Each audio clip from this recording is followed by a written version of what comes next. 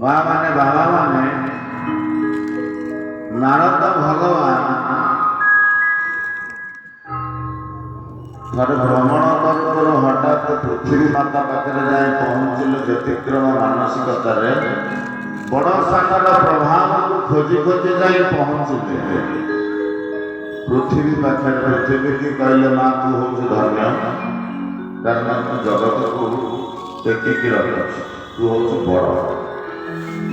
ପୃଥିବୀ କହିଲେ ନାଇଁ ନାଇଁ ନାରଦ ମୁଁ ବଡ଼ ନୁହେଁ, ମତେ ଜଣେ ଧନ୍ନା ବାଲା ଅଛି ନା ନା ନା କଣ ନା ମତେ ବସୁକି ତାର ମୁଣ୍ଡ ଉପରେ ଶାସକ ପରିମାଣର ସୋରିଷ ଭଳିଆ ଟେକିକି ପୃଥିବୀଟାକୁ ରଖିଛି। ତେଣୁକରି ମୁଁ ଟେକିଛି, ମୁଁ ବଡ଼ ନୁହେଁ। ବାସୁକୀଙ୍କ ପାଖରେ ପହଞ୍ଚି ସାରିବା ପରେ ନାରଦ ବାସୁକୀଙ୍କୁ କହିଲେ ତମେ ଶ୍ରେଷ୍ଠ ବରିଷ୍ଠ ବିଶିଷ୍ଟ ଏଇ ନ୍ୟାୟରେ। ବାସୁକୀ କହିବାକୁ ଲାଗିଲେ ନାଇଁ ନାଇଁ